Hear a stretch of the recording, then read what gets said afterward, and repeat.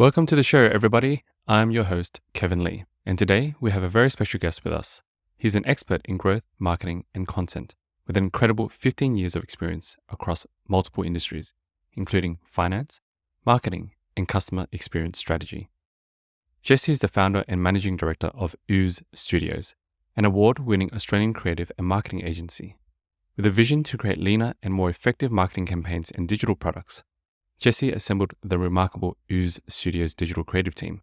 Over the past 7+ years, they've been delivering ROI-focused ads and content to a wide range of clients and industries. But it's not just about the clients for Jesse and his team at Ooze Studios. They're on a mission to deliver the best agency experience in the world, and that starts with the people behind the scenes. Ooze Studios implements large corporate culture programs at a boutique agency level, ensuring that each team member has a unique career development program, complete with hard skill development courses and soft skill mentoring sessions. Jesse believes that the heart of their success lies in their people, and their culture is the core of their vision. Without an amazing, talented team, they wouldn't be able to achieve the incredible things they have. Ladies and gentlemen, please help me welcome Jesse Mullins. Hey, Jesse, welcome to the show. Thanks for having me. Really appreciate it. Mate, thank you for making the time. Had a few hiccups earlier, but we finally got to schedule, and here we are. Here we are indeed. Mate, let's start with your journey. Let's share about why and how you started Ooze Studios for the audience. Can we get into that? Absolutely. Look, so launched it 8 years ago whilst working full time. And look, every time someone starts to answer a question like, why did you start the business that you founded? They'll say things like, because I wanted to help people and things like that, which I did as well. It was a big important factor for me because I'm quite a big empath. I wanted to help people.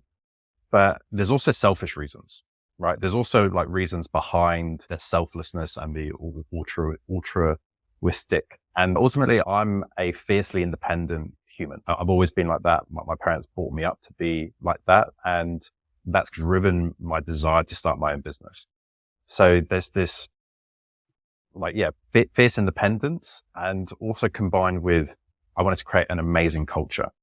So I've been a part of some very bad cultures. I've been part of some great cultures, but they all had optimizations that could happen upon them. And so I wanted to, push culture innovation in a new way. And so we got that at the core of it, combined with a vehicle such as marketing services.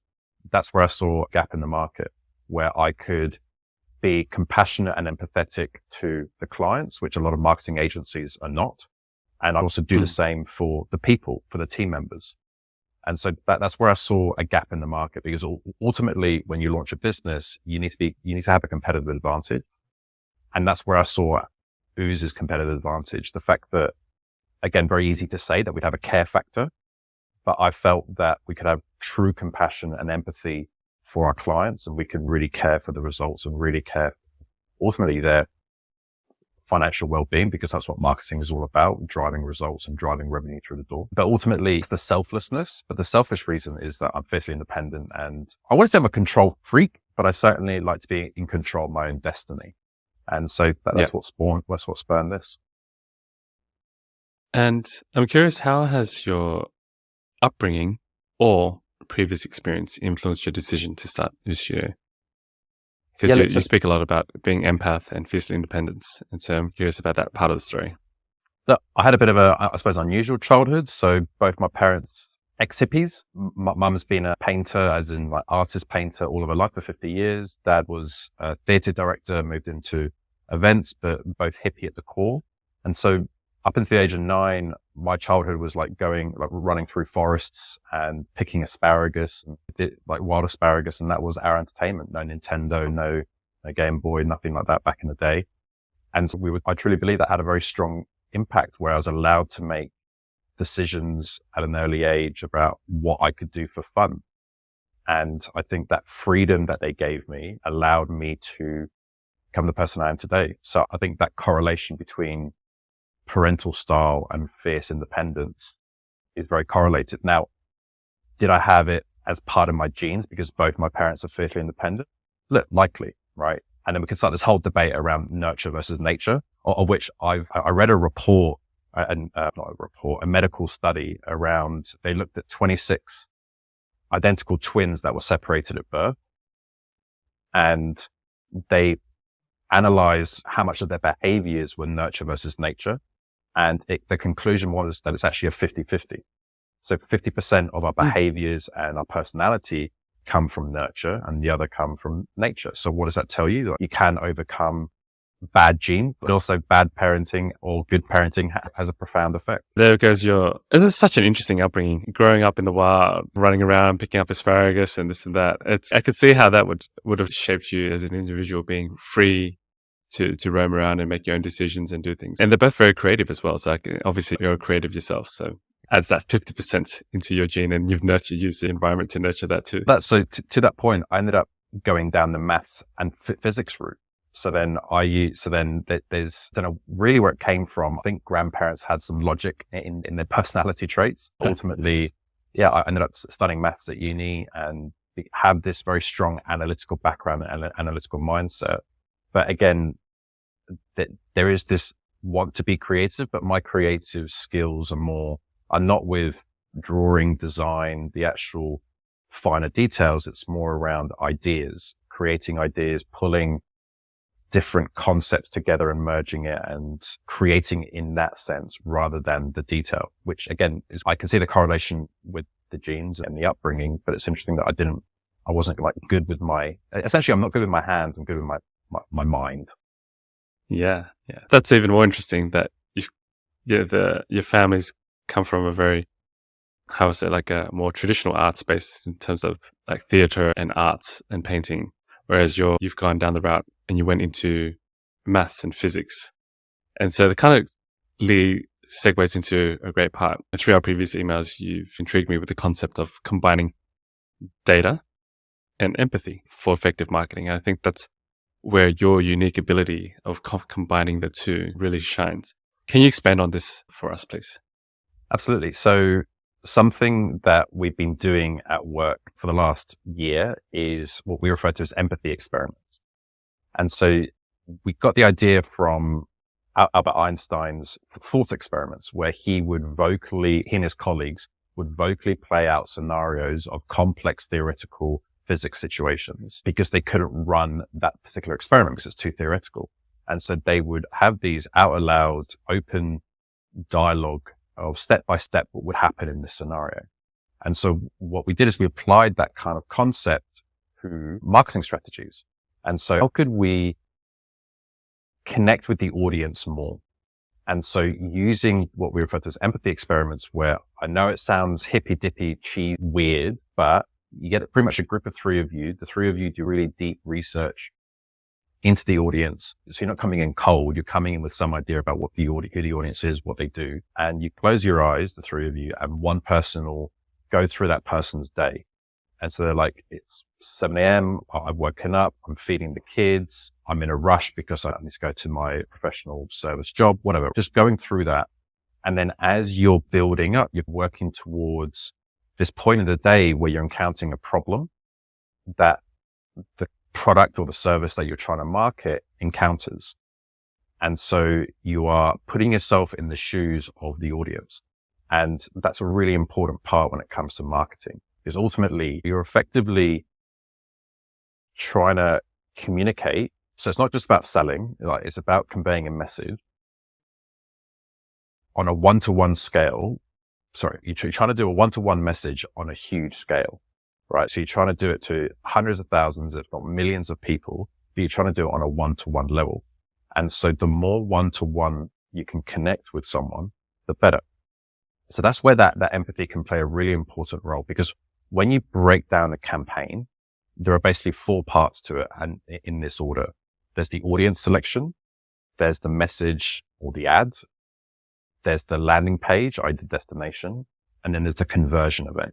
So the conversion event can be something as simple as buying a product or completing a form, or it could be a certain amount of time spent on the page to absorb the brand or the content, whatever it is, there's a conversion event. And so that empathy really helps you drive that connection to the audience and the selection of the audience. Because the more narrow your audience is, the more personalized you can make that journey, and the more better connected you can make the audience to the ad, the landing page, the conversion event.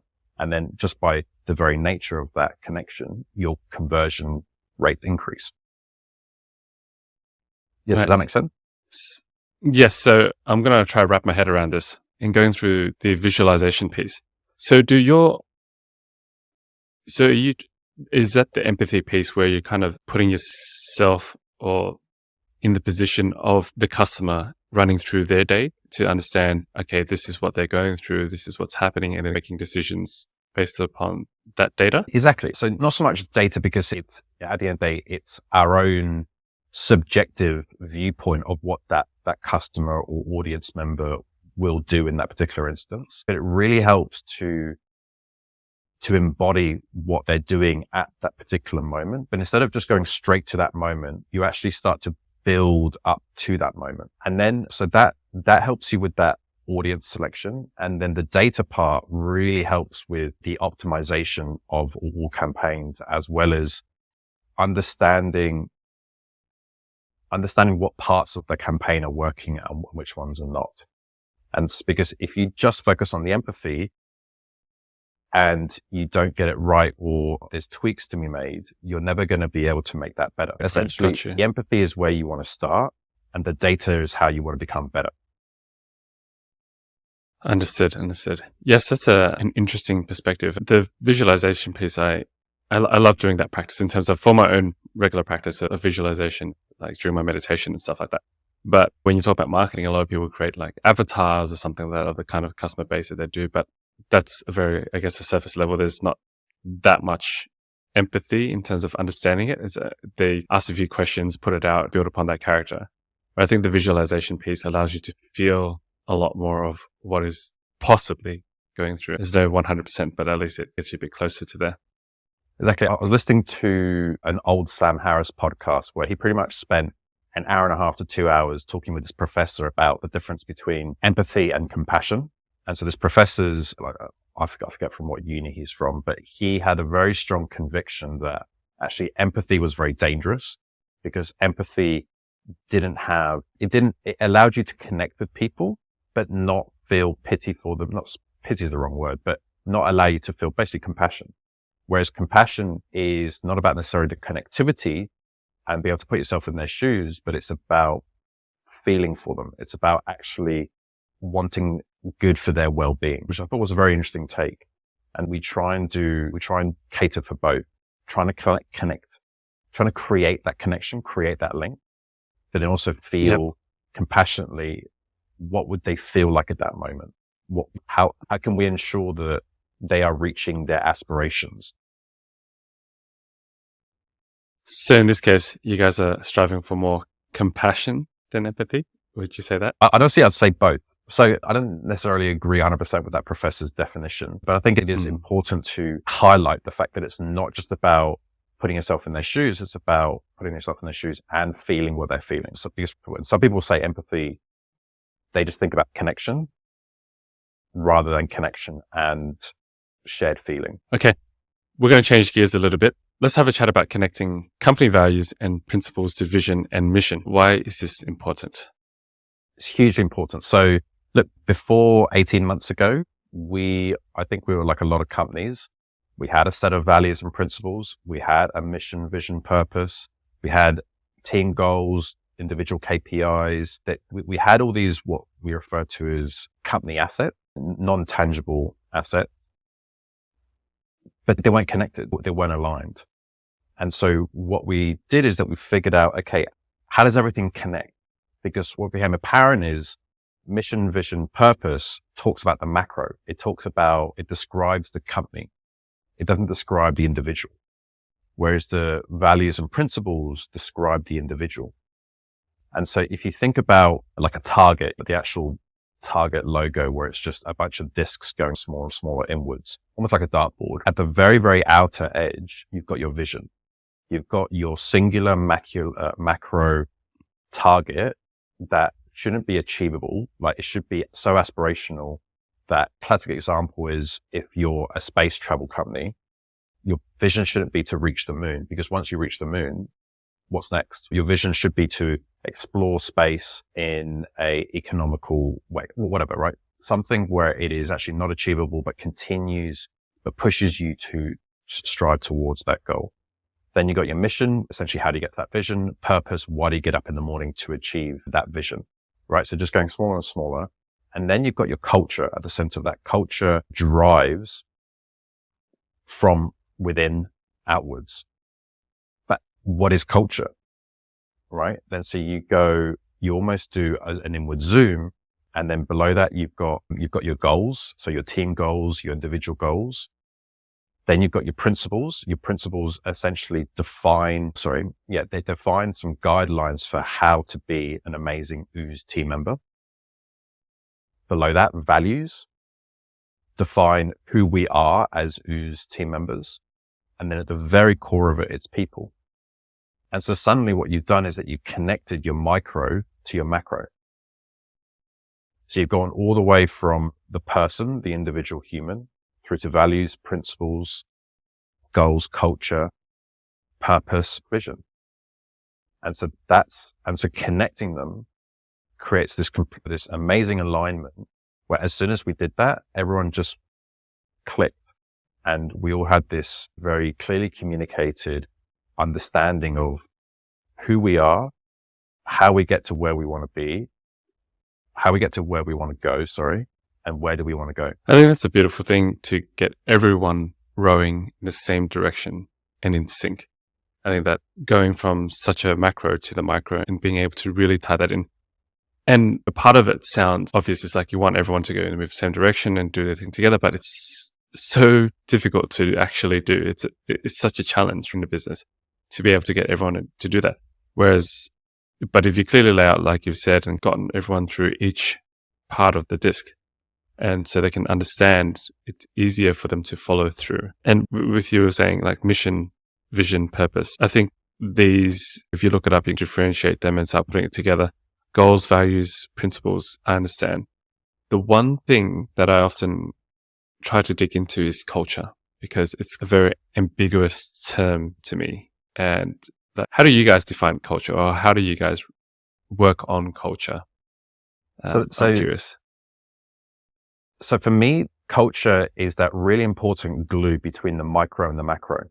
So it's that non-tangible thing that connects the organization to the individual. And it becomes a really important element of a successful company. And it's something that has become very widely spoken about, very widely understood, but I think very badly put into practice. A lot of people see it as a checkbox, not as a driving force. It should be a really, really important part of decision making, and ultimately it should be an important part of leaders' decision making, not just managers, etc. To maybe go back a step and also answer this question, is that every year in May, we do a set of group workshops where we work together to ask the questions, is our mission, vision, purpose still aligned to us as individuals, as a team, and to the organization? So it is not just a handful of people dictating this to everyone. It is a group discussion. It is a co-decision and a co-creation workshop. And that's something that we're starting to really explore and really push next year around co-leadership. And underneath that, you've got co-decision making, co-creation, collaboration, if you will. And so really exploring, that not top to bottom decision making, but bottom up, actually. But so how do we define culture? Very hard to define culture.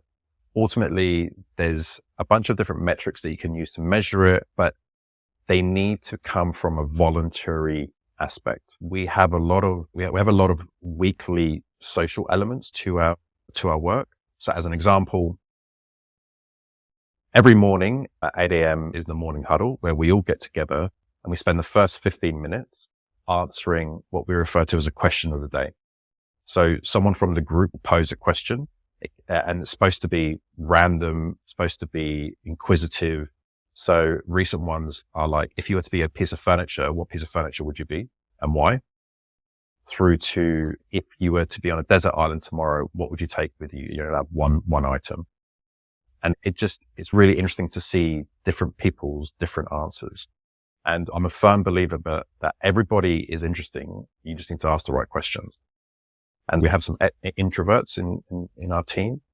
And this is a really interesting exercise for them to talk openly about not necessarily themselves and their feelings, but certainly to think outside the box in a public way. But it's their social element. That's the most important part, because it starts the day off with everyone connecting in a new way every single day. And that forms a really important part of our culture. Then on Thursday afternoon, every single week, we have a quiz where someone creates a quiz. Wednesday lunch, we have social learning lunch where you watch a masterclass or something together. And that's not including any monthly big social event we might have, or any other social events. Like those things I just mentioned were the fixed things every week. That's an interesting layout you got there. And I can see that all these bits and pieces that you're putting together form the culture. They connect, whether it's socially or through education or through development. And that kind of links together what your values are, then your principles and your vision. It kind of all ties in. And like you're saying, that becomes then the glue between the macro and the micro. And to further with this, I know that Ooze has its own career development program. Since we're talking about the topic of staff, I'd love for you to go into this, and if you could possibly share even the hard and soft skill identification tools that you talk about, or even setting short, medium, and long-term goal tracking, stuff like that. Absolutely. So this actually comes back to values and principles I was talking about earlier. So what we've essentially done is that we've identified the 3 values and 3 principles that every Ooze team member should embody. Again, going back to the values, describes who we are. Principles describes how we should behave. And from this, we've created what we refer to as the Ooze integration tracker. So this is where each principle and value has 3 characteristics. So that's 18 characteristics. So 6 times 3. 18. And then each characteristic has got a bunch of statements attached to it. 1, 2, or 3. So what we have essentially is we have 50 odd statements that describe what it is to be an Oozesome human being. That's what we cheesily describe it. And so we get them to self-review, score themselves out of 5 with all these statements. And what this does is that it really helps isolate soft skill development areas. It's typically quite hard to identify where to start with soft skills. I want to be a better communicator. Okay, that's so broad. Can we dig further into that? And then it can become a bit sticky because there's no specific examples that either mentor and or individual can come up with. So we find this self-analysis tracker, this self-analysis tool, which they use once a month, and they can see how they're progressing, creates a really good identification process for which soft skill to develop. With the hard skill, we have what we refer to as a task tracker. So that is directly aligned to their profile description. So each profile description doesn't focus on responsibilities because they're abstract. They're something that someone should be, they're basically too intangible. And so we actually break it down into tasks, like regular tasks, ad hoc tasks. And then we essentially track their progress on each of those tasks, which again, when you look at task tracker and what we refer to as the integration tracker, that forms a really important part of their career development because we can identify both hard skill and soft skill for them to develop. So that's I suppose, at the core of that identification process. And so each person has a mentor, and there's 2 mentors, myself and Diane, and we meet with our mentees weekly, not quarterly, not monthly. It's really important to meet with the individual weekly to essentially be that hands-on guide for them. Because without that, there's too much of a time gap. You allow too much autonomy, and most people get distracted too easily. And so we find this really hands-on well-being touch point, mentoring touch point, career development touch point to be really effective. But there's a really important point that I wanted to talk about. So there's, goal setting. So when it comes to goal setting, so we use these trackers to identify the 2 or 3 big areas for development. Then we work with the individual. Okay, Kevin, so where do you want to be in 30 days? What does Kevin in 30 days look like? What do you want him to be or be doing differently than he is now? And okay, so from that, we've created some short-term goals. And then we break that down even further. Okay, so what do you need to do today and this week to be able to help you get to that Kevin in 30 days? And again, like really breaking it down into micro or minute daily habits to then help you achieve that 30-day target. And sometimes out of the tracker analysis, the task tracker and integration tracker, so the soft skill and hard skill trackers, will come medium-term goals, which are 3-month goals. And so there'll be this cycle of meeting weekly to help you achieve those short-term goals, which are then going to help you achieve your medium-term goals. And then I suppose coming back to a bigger picture, in January, we set their 12-month goals. So new year, new you, what do you want to achieve? Let's do a retrospective. Where do you want to be in 12 months? And we'll help them isolate 1, 2, or 3 at most goals. And so that there's always this interconnectivity between the micro and the macro. What are you doing today? What are you doing tomorrow to help you achieve or help you become that person you want to be in 30 days, 90 days, and 365 days from now? Wow. Okay. So there was a lot to unpack there. It starts to get a lot because of all the different tools and trackers that you guys use, and they're all internal tools that you've built. But I can see how effective that would have been to really clarify and make crystal clear through questioning process, through the mentoring process, through sitting down individually and setting these 30-day targets and 3-month goals and 12-month goals. Having that sort of structure really gives somebody the clarity and direction of where they're going. And it's okay.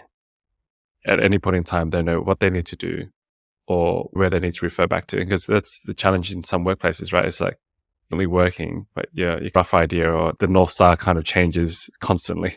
You're put in a bit of a predicament of what am I actually doing or what am I actually working towards? So I can see that's quite a unique kind of structure and framework you've put in for the team there.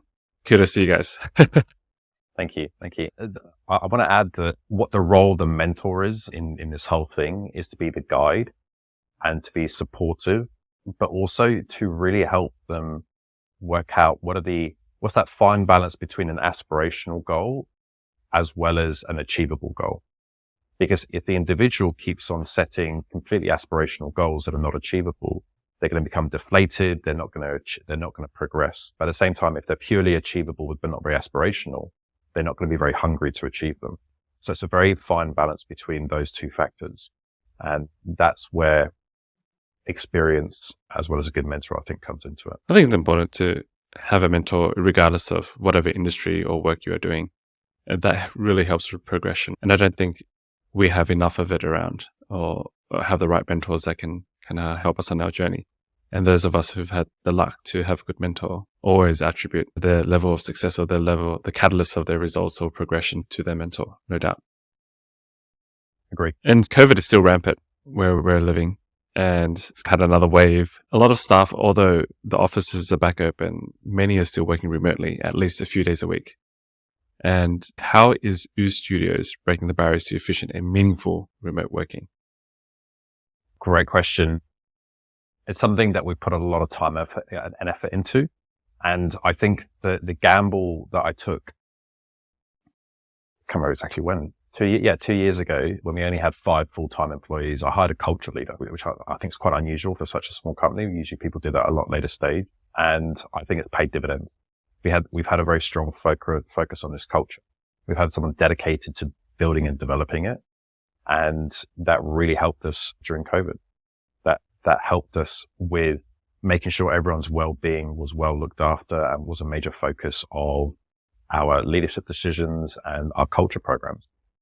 And so ultimately being very focused on, again, like just going back a step to refer to the earlier, being empathetic and compassionate.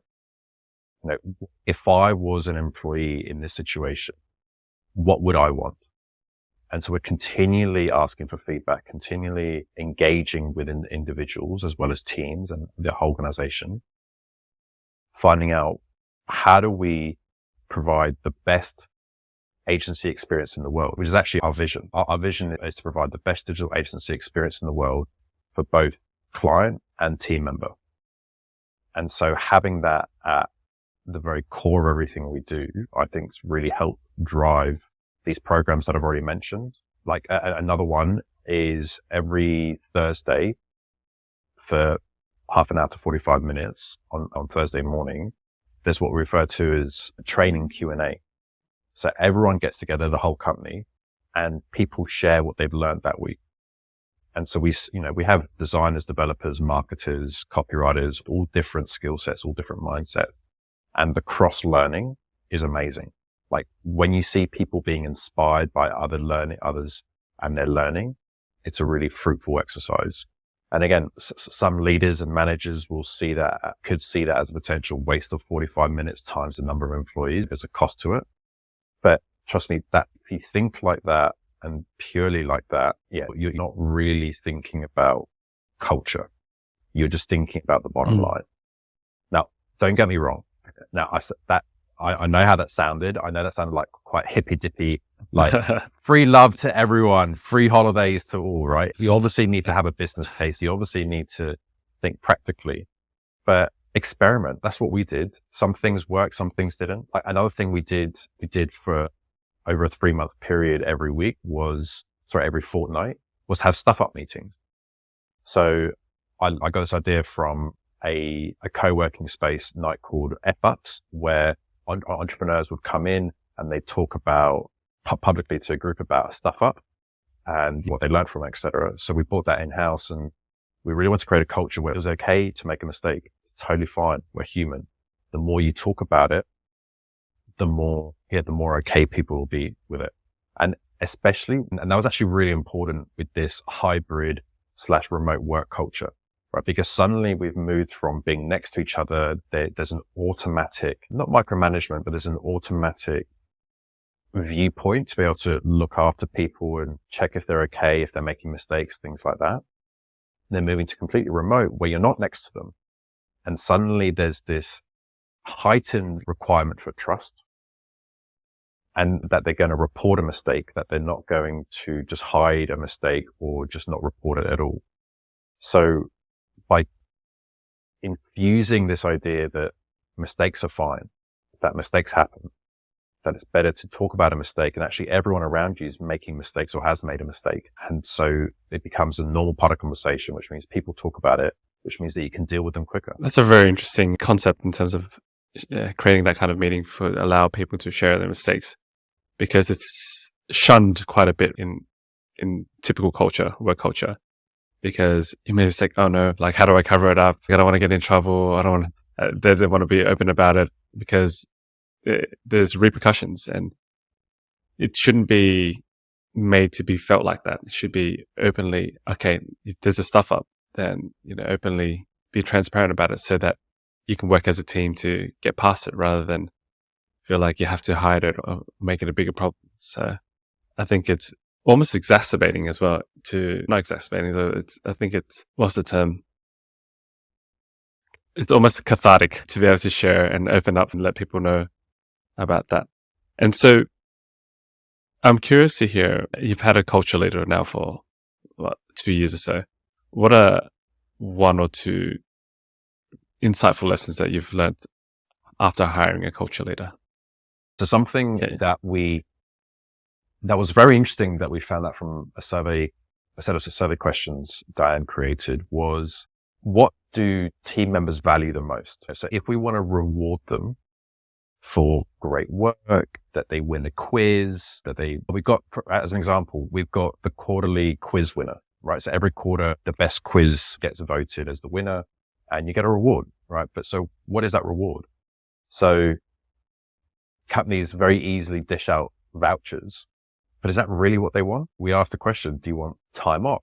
Do you want cash value? Do you want vouchers? Do you want public recognition? Do you want a badge?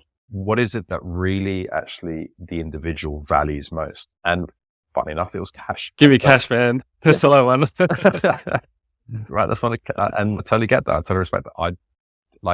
Would I want cash over a voucher? Yes, because I want to be able to choose where I spend it. I don't want you to tell me where I need to spend it. And do I want time off? I feel has enough time off that they prefer the cash. So we changed our rewards to meet that. And it wasn't just like a 60% trend. It was like a 95, 100% trend. that people want to cash as the reward. Interesting insight. Right? That's a good one. That's a good one. I think a lot of my staff would prefer the extra cash as well. I think it's a big driver at the moment. Jesse, you shared with me previously that you love brainstorming, or what you refer to as live open research techniques. How does this process differ from traditional brainstorming? So what we've been exploring is how do you teach a junior or a non-experienced leader how to make better decisions? And so we started to really break this down into, there's really two major pivot points in the decision process. One is generating ideas, and two is choosing the best idea. So when digging further into Harvard Business Review and Inc. and all like these big publications, there's a clear pattern in terms of what's referred to as open research techniques and closed research techniques. And so open techniques is where you almost got like a funnel and you're trying to get as many relevant ideas into the pool as possible.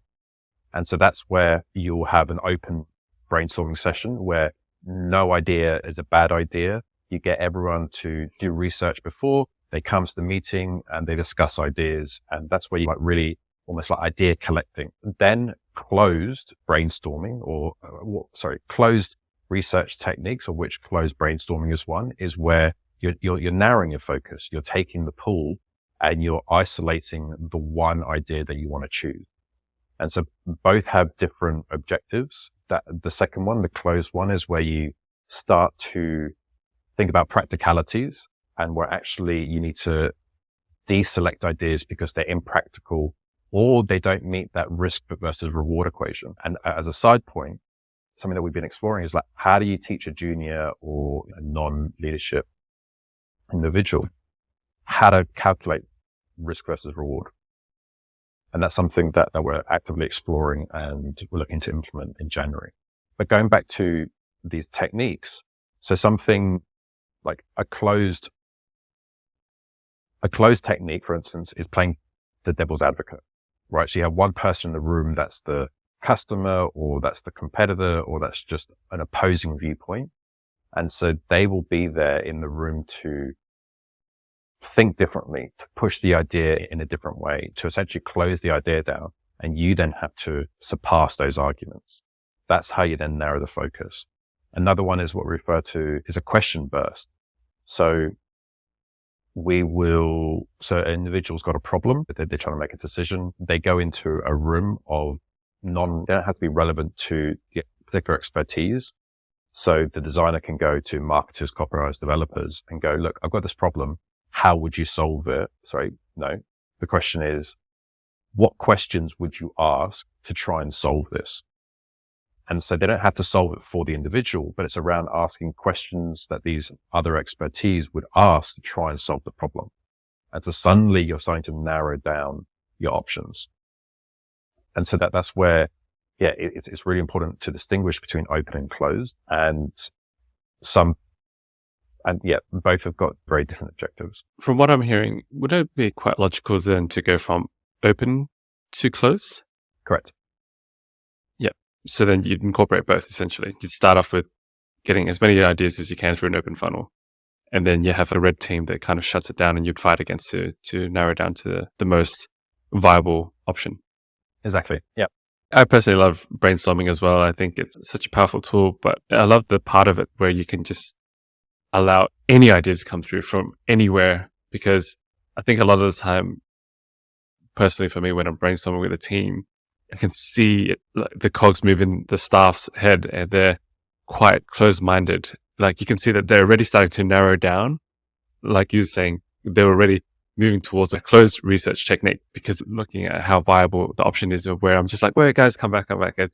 Don't think about how viable it is yet. Let's just open up the funnel, bring in every idea from any industry, any experience you may have had or someone you might have seen, a TV ad. It doesn't matter. Just bring it all in.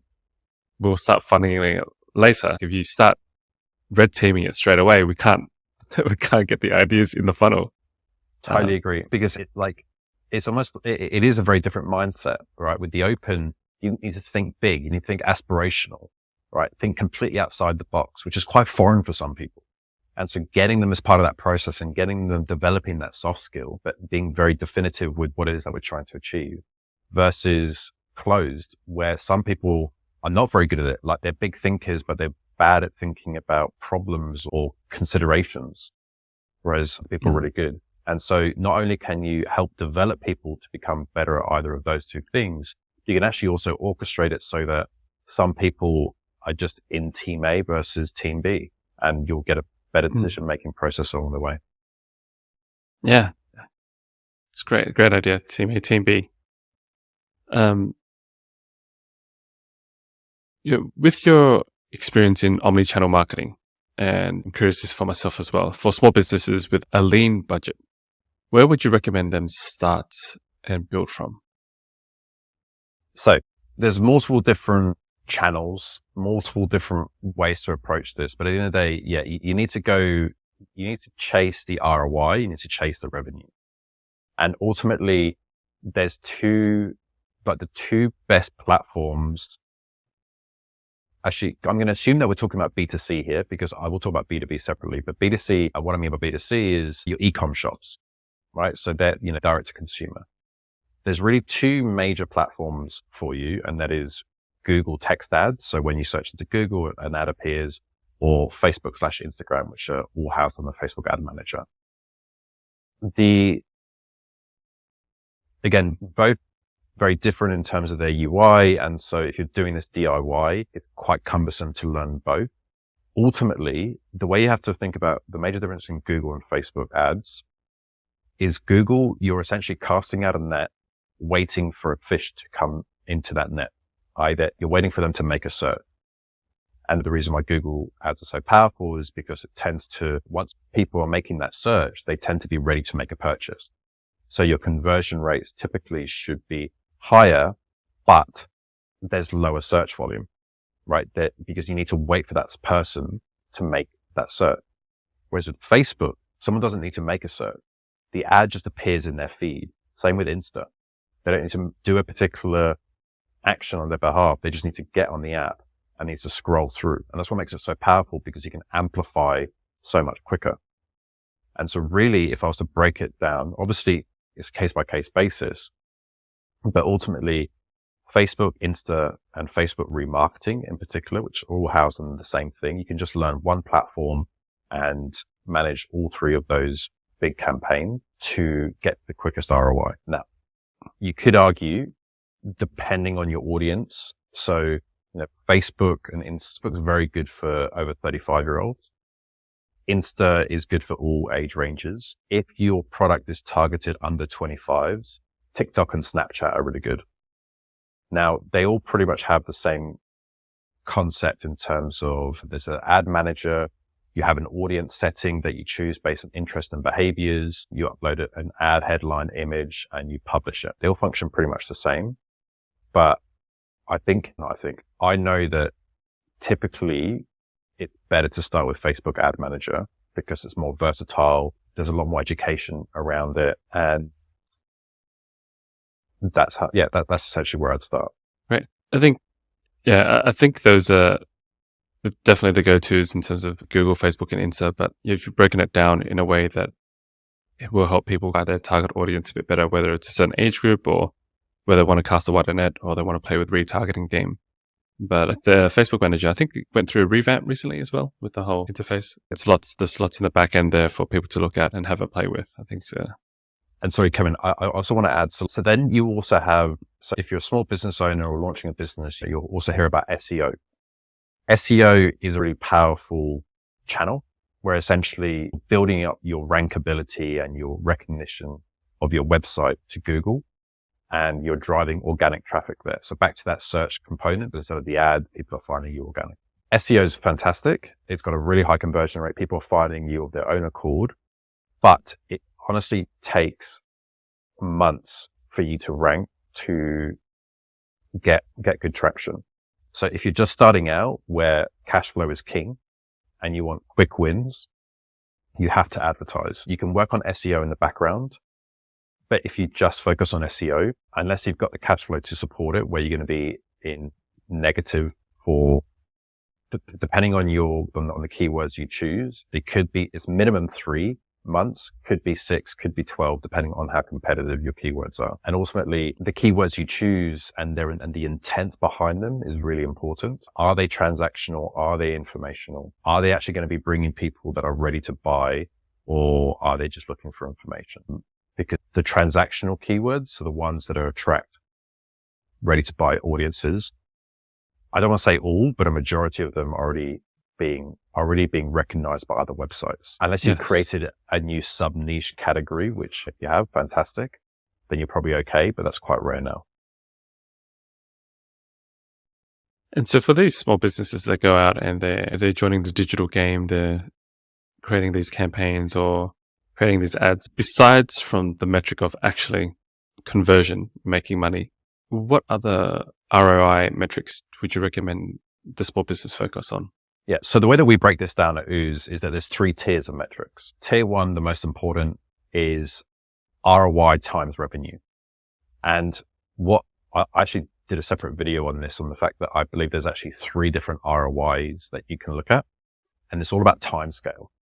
So you need to look at the immediate impact of your marketing, which is looking at the ROI in the last 30 days from marketing. And so that basically you can attribute to the direct impact on your cash flow. Then you need to look at your ROI based on onboarding value. So your onboarding timeline is up to you. Some companies it's 30 days, some companies it's 90 days, but it's essentially from day 1 through to, I'm just going to use 90 days through to day 90. What is the onboarding value of your new customer? How are you treating this stranger that's purchased a product from you? How are you treating them? Are you treating them like your best friend? Are you giving them an absolutely incredible personalized experience and service? Because we've seen there's a direct correlation to how much money they spend with you in the first 90 days to how much they're going to spend with you in the first year. So the more emphasis you put on an amazing customer journey and experience, the more they'll spend with you, and in the short term as well as long term. And so then what is the ROI based on the marketing expenses that were used to acquire that customer, which are obviously fixed because there's only a certain amount. So once they're acquired, then they go into, you'd hope to spend more over time. And so that's why your ROI, you should see increase as we talk about these timescales. So ROI based on 30 days, 90 days, and 12 months. So how does that ROI change over time? Because if you just focus on ROI over 12 months, you're not thinking about the immediate cash flow impact, and you're probably going to be killing your cash flow really quickly. So that first one's really important, but you also can't negate that long-term 12-month analysis as well, because ultimately that's what long-term business decisions should be based on, let's just say it costs you $100 to acquire that customer. They spend $400 with you in the first month. So you got a rough ROI of 300%. In the 3 months, they spent $1,000 with you. So you've got a 900% ROI.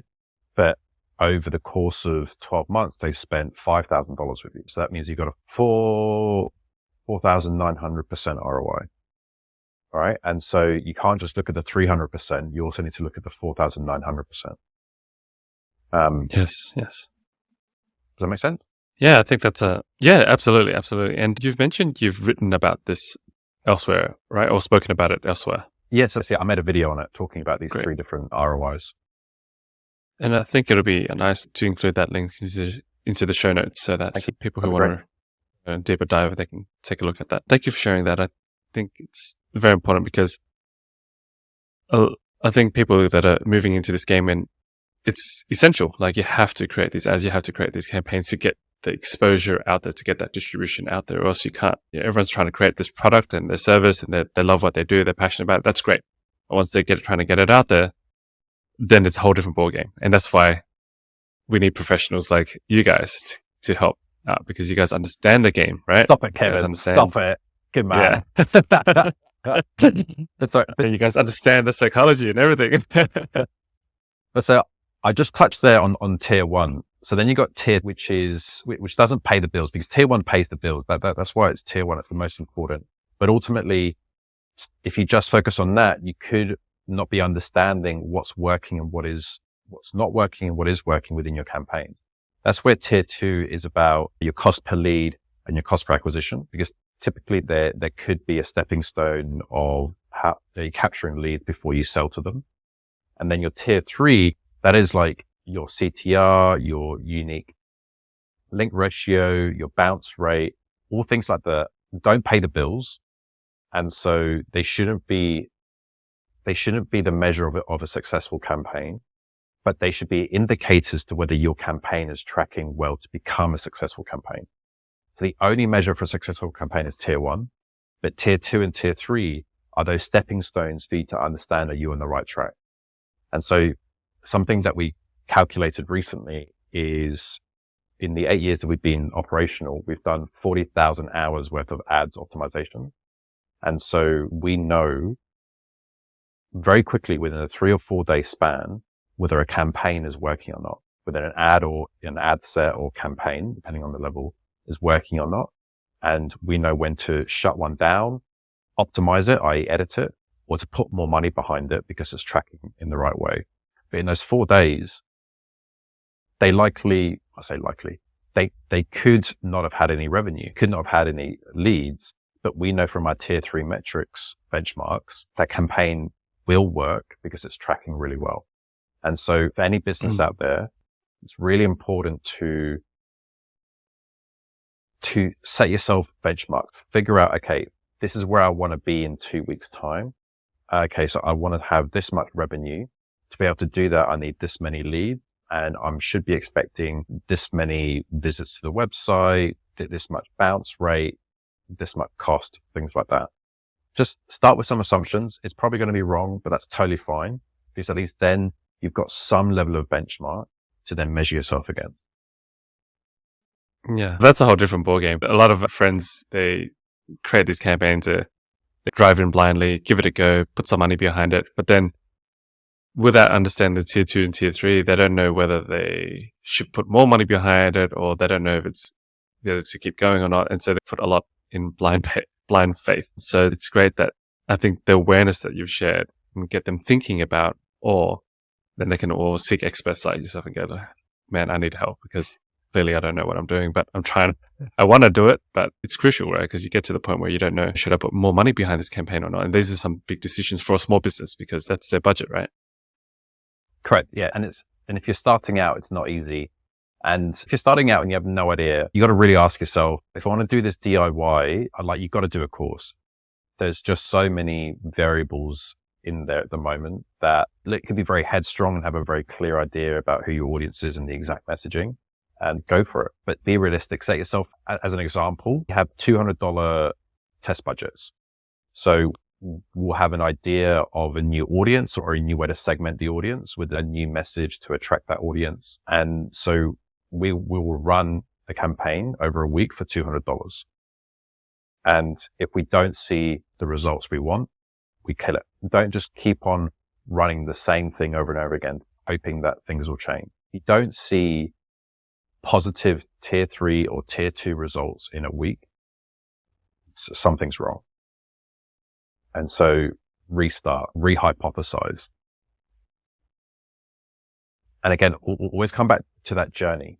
You've got audience, ad, landing page, conversion, event.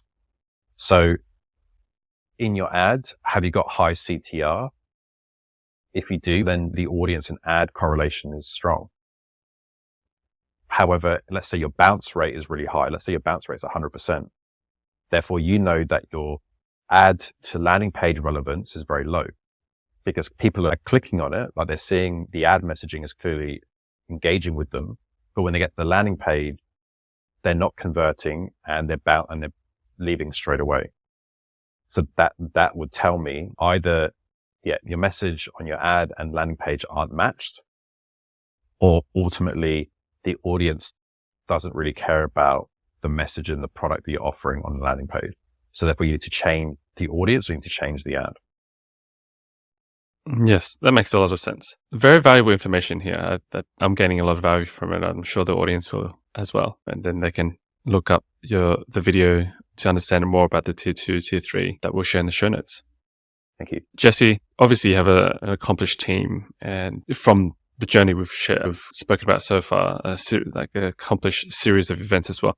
I'm sure it hasn't always been this way. Do you have a favorite failure that has set you up for later success? Yes, this is quite a personal, not personal, but personal to Ooze. And it's not something I've talked about before, but we had a bad probation pass rate. So from new team member arriving through to the success or the chance of them passing probation was low about 3 years ago. So we couldn't figure out why. Was it the recruitment? Was it the filtering? Was it the culture? Was it me, the leader? Was it team? We just couldn't quite work out why. And we realized it was that we hadn't truly defined expectations of new team members. And we were trying to create a culture of autonomy without any guidelines. So we basically essentially hired someone and expected them to start running straight away. Right? Which is just not fair. It's not practical. And so that's where we started to really build out what is the employee life cycle look like at Ooze. And so really building out each stage of the journey, everything from that very first touch point when they see the job ads and the job profile through to onboarding, through to probation pass, and then on to career development and things like that. And ultimately, we now have a really, really hands-on induction period for 2 weeks where there's a really strong emphasis on multiple touch points every day because most likely they're remote. And so just making sure that they have everything they need, making sure that they feel comfortable to ask questions, making sure that they understand everything that has been thrust upon them, right? Because as we all know, when you start somewhere new, there is information overload. And so instead of just expecting the individual to relearn everything, we make sure that the really important points are communicated multiple times because that's the only way that it really sticks. And so making sure that they are fully integrated because only then can we truly expect them to be autonomous. Can we truly empower them to really know and understand what it is to be an Ooze team member, know and understand what is expected from the team as well as the role itself and the stakeholder, whether it's the client or another team member. And so that big switch of clear macro, micro definitions, like I was explaining earlier, through to having a really good onboarding experience, through to weekly mentoring and connected to career development. And that's really fixed that pass rate. That's an interesting one, the life cycle. I think it's very important to think about, actually, to really consider from beginning to end, how they'll be inducted in. And I think, especially with a company like yours, where you've got very clear outlines of your vision, mission, purpose, and the discs that keep going all the way in understanding and connecting between the macro and the micro. It's important that they get touched with that at multiple points so they can really absorb and understand. And as you said, understand what it means to be an Ooze team member. I think a lot of other companies can learn from that, no matter how big or small it's an important point to implement. That's it. Like they were just what killed us, not killed, that's a bit of a strong word, but what really negatively affected this whole thing is assumption. We just made too many assumptions. And instead of being guides, we were, what's the word? Just very hands-off. What's a good word for a very hands-off guide? The opposite to a hands-on guide. I can't think of a good metaphor. But yeah, just that big switch of, and again, like how can we present ourselves as caring when we're not investing that time in the initial phase? But again, it wasn't because we didn't care We didn't invest the time. We just wanted them to be autonomous from the very beginning, which is just a ridiculous concept in hindsight. At the time, it made sense. It's, we hired you, you're the expert. Run free, be wild, do what it is you do best. But then when they don't know what to do and like how we operate and what makes us individual and what makes us different, that's very hard to do. That's true. And I also think you're not alone. A lot of companies hire people and they're like, run with it. Let's go from the get-go with that. And kind of expecting them that they know exactly what's running through your mind and what you should be doing, all this kind of thing. But everybody needs a bit of development because everyone's culture is a bit different. So how you want them to run is going to be a little bit different. There's a really good employee handbook example, and that is Valve, as in the gaming developer Valve, the one that did what's it called? What's that game called? Half-Life? Half-Life. Yeah, there you go. Yeah, their handbook it has been, we found through our research, been pointed out a few times as a really good example of a good employee handbook.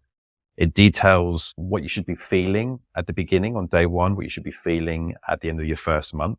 It's really important, right? So short day one, it's scary. There's information overload. Again, that connection, that empathy, relate to them. And at the end of the first month, you should still be getting to grips with all the tasks, but you should be feeling more confident to ask your team member for information and questions, right? Drill down into how you feel like they should be feeling to help them understand the markers. That's something else I'll probably look up. Great recommendation.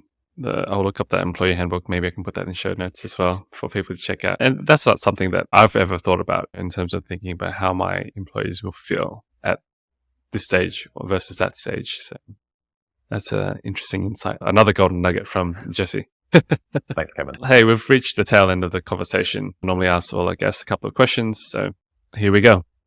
Jesse, do you have any morning or evening routines? Yes, morning. So every morning I do 10 minutes of meditation, 10 minutes of yoga, and 5 minutes of, depending what you want to call it. I don't know why I'm so anti, but the word journaling, I've got a problem with. I find that it's got too many definitions and meanings. But what I do is I spend 5 to 10 minutes writing what hurdles are in my way to help me achieve my 3 to 6 month goals. Because after meditation and yoga, I'm pretty zen, I'm chilled, I'm clear thinking. It's like, hey, I think about these medium term goals that I really want to achieve, whether it's personal or business, become a better tennis player or become better at yoga or through to learn this new skill, whatever it is. What is stopping me or what could stop me from achieving this? And I find just like writing the first stuff that comes to my head to be really therapeutic. And I find that it's really helped me overcome any surprises because nothing surprises me. That's a bit of a bold statement. Of course, I still get surprised because I deal with humans, always have a surprising element. But I find that, I'm much more relaxed around surprises because I've thought about these different scenarios a lot. That's a great reflective question, actually. I'll definitely give that one a go. Have a play, see what comes up. Do you have a favorite book you would recommend? Look, the book that started this all was The 4-Hour Workweek for me. Classic. Subverse. Yeah. Genius. Like that. Was it pivotal and really important for me 10 years ago when I launched my first business? 100%. Is it still practical for someone that hasn't launched a business? I assume so. I don't know 100% sure, but the fact that it's still selling and it's still being talked about to me tells me that it is. The other book that I'd like to attach to it is The Tribe of Mentors. Same author, Tim. It's not a book and it's more of a dictionary right? It's pretty thick. It takes a few goes, but it's essentially like these golden nuggets from the world's best at every single industry you can think of. And not everyone will be relevant to you, but there are just some really inspiring quotes, stories, facts, methods that I think is relevant to everybody. Everyone from no matter what position, whether you're working or not working, really relevant. Yeah, I'm with you. That's The Tribe of Mentors is my most gifted book so far. Not surprised. I'd love to give it out. So, it's great. Are there any new beliefs or behaviors that have had a positive impact in your life in the recent years? Yeah, look, my morning routine, really, honestly, I'd started doing that. Started doing that 12 months ago as part of a daily routine. And that's had a profound effect. Clear focus. There's been pretty big things that have happened in my life that have really affected me. And I found that that morning routine really helps reset, and something that I'm a big advocate for, and something that we're calling our employee handbook, is how to win every day. And so I really wake up with every day, I want to make sure that I smash my tasks. So I set myself achievable tasks, but also aspirational, but do this on a daily basis. And I really like to go to bed every night knowing that I've done the best I could. And that morning routine is the foundations for that. Yeah. And finally, Jesse, how can people reach out or learn about everything that you do? Well, look, go to oozestudios.com.au. So OOZE, you can probably see it slightly backwards here, but find me on LinkedIn. I'll send you the link. I'm very prominent on LinkedIn, but yeah, you can also check out our website, which is like my puppy. It's like this thing that has cultivated and grown over the years, and pretty unique, and yeah, really like how it's developed. Perfect. Thank you so much, Jesse. I'll definitely include that in the show notes for everyone to access. Mate, again, appreciate your time. So many golden nuggets in this episode. Can't wait to review it all, and lots to study, put it that way. Thank you, buddy. Kevin, thank you for your time. Really appreciate it. Thanks for tuning in, everyone. I hope you enjoyed the show. All the links to the show notes will be available at kevinleesocial.com, spelled Kevinly. Conversely, if you have any interviews that you'd love to recommend, please send it over to kevinleesocial@gmail.com. I'd love to connect. Thank you. Until the next episode.